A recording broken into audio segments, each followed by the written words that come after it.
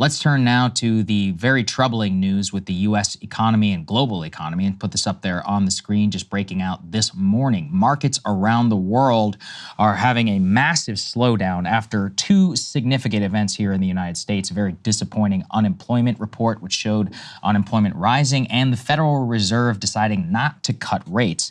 Both of those twin fears have triggered a massive sell-off in the Japanese market, with the largest single-day drop in the Nikkei since 1987, following U.S. data, and also significantly changing their own policy with respect to their currency, the yen. This simultaneously came on the heels of a big slowdown in tech stocks, fears that the AI craze may itself have been a bubble, and a significant change in the way that people are looking at the fundamentals of the U.S. economy. Let's put the next one, please, up there on the screen. This was the original event which triggered some of the initial sell-off, which is now extending into Monday. U.S. hiring falling sharply in July, quote, unexpected setback for the economy and stoking recession fears. Now, there's been a lot of debate around recession, whether we're in one or not now for almost 2.5 years or so, but all of it is indicative of two separate things, which is we've had the inflation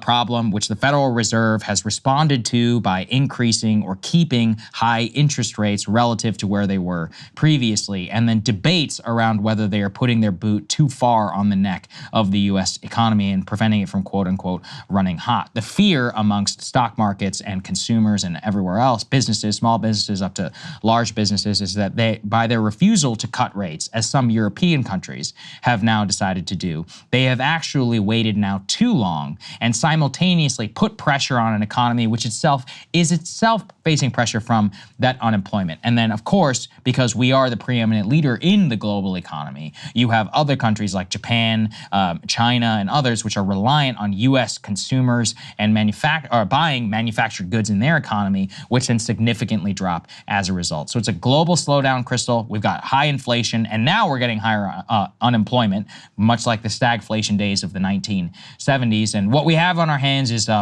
potentially a very real mess.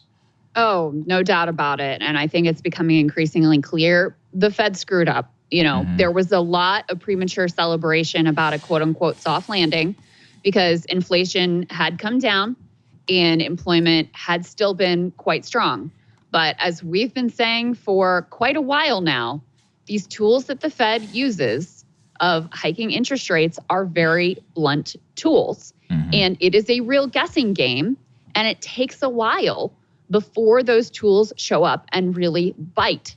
So the fact that they waited so long to reverse course and begin cutting interest rates is right now at this moment looking like a tremendous mistake, because this jobs report that just came out was it was an utter disaster in terms of the hike in the unemployment rate, the very low number of jobs that were created.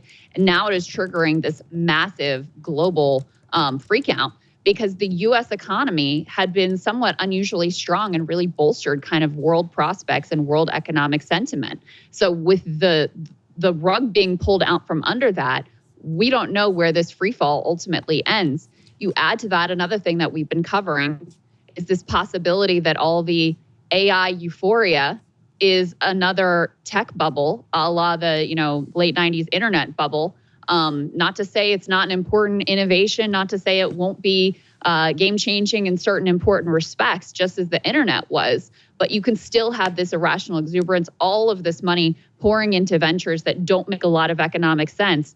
And it seems like we may be in that position as well. You add to that, you've also got huge drops in terms of Bitcoin and other crypto. So this is a very chaotic situation that we're looking at this morning. It'll be, it's quite frightening to see where the U.S. indexes end up at the end of the day here too. Yeah, the stock market index that tracks Wall Street fear, known as the VIX, is at the highest level since April of 2020 as of this morning. Let's put this up there on the screen because we literally just did a segment about not only about U.S. economic data, but what they mention here in The Guardian is market turmoil from a potential war in the Middle East. I don't think it takes a genius to figure out that missiles flying all over very critical airspace and in naval waters, which are critical to transporting large petroleum and natural gas shipments could significantly spike global prices and put even more pressure, very much like it did in the 1970s with the OPEC embargo. So all of the fundamentals there are literally around for a complete catastrophe in the next several months. We talked previously about the potential horse race implications, but economically, it's probably never been worse, since that time, just because we have a housing crisis in terms of the stickiness of overall home prices that's still affected by supply and demand. In fact, I just read this morning that they're actually going to be increasing the standards for lending, further restricting the amount of capital that's out there for people who want out mortgages. This is from Fannie Mae and Freddie Mac. You've also got the geopolitical tensions and pressure, Russia, Ukraine, now the Israel situation with Iran. Then you've got the unemployment fears, and now you've got some misguided Federal Reserve policy. Let's put D3, please, up on the screen. This is another indicator, data-wise, of where we may be.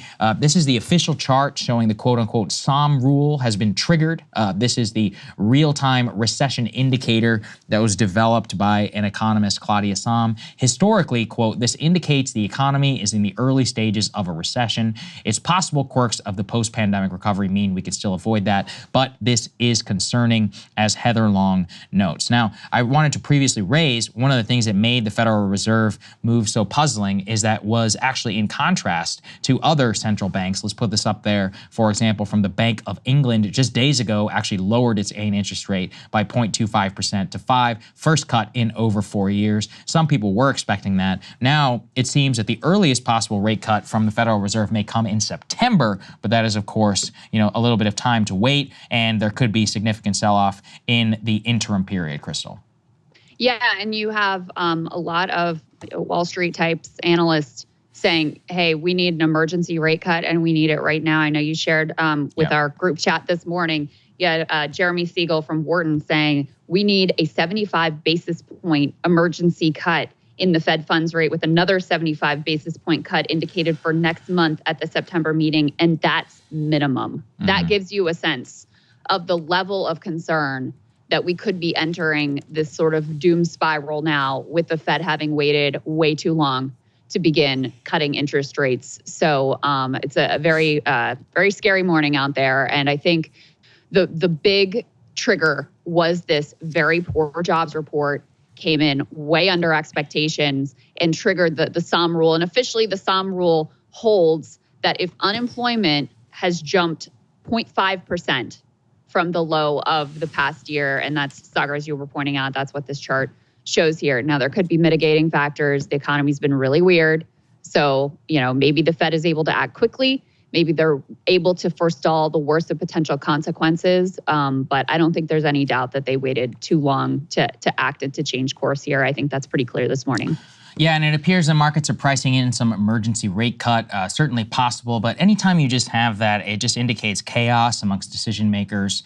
It does look like a huge amount of this comes back to Japan. But a lot of it also has its roots, as I'm reading in the Financial Times, in AI. And we've done several segments here previously just about how much of the quote-unquote Magnificent Seven stocks or NVIDIA or others compromise the S&P 500, and how you might have a lot more exposure just given the some significant growth in those stocks, even if you do or are invested just in a very standard S&P 500 index. You will have much more exposure than you previously might have thought just to technology stocks, which itself have expended tens of billions of dollars on expected AI returns, which we know have not yet materialized. Doesn't mean they may not. It could take a couple of years, but in the immediate term, which is what the stock market is generally kind of interested in, and what future quarterly returns, et cetera, that's not the best place to be in. So with contracting stock prices, you always have liquidity problems at different companies. You're also seeing a major slide in Bitcoin, as you said, probably indicative of people having to take risk off in their portfolios. Mm-hmm. And there was also I'm still trying to get my head around it, but apparently it was a very popular trade on Wall Street that involved the Japanese yen. I am not smart enough exactly to understand it, but it had something involved with interest rate, and it was called a carry straddle. But anyway, sideways. The Bank of Japan has blown that trade up, which apparently was one of the most popular trades on all of Wall Street for the last 6 to 10 months, blowing that up overnight, which also is a problem because it triggers a sell-off. And of course, it always filters down to us because when companies have problems, they take it out on their workers. Yeah, I also saw tweets about that and also was incapable of I didn't take the time to wrap my head around that one yet either, I'm not smart enough to understand the carry straddle. I know it exists. That's the best I could possibly do. If I spent a day like really digging into it, maybe. But yeah, just based on a tweet, no, wasn't gonna get that one wrapped into my head this morning. But you know, as we're recording this, Dow futures are down 1,000 points. So buckle your seatbelt. This could get extremely ugly. Hey, if you like that video, hit the like button or leave a comment below. It really helps get the show to more people. And if you'd like to get the full show ad-free and in your inbox every morning, you can sign up at breakingpoints.com. That's right. Get the full show, help support the future of independent media at breakingpoints.com.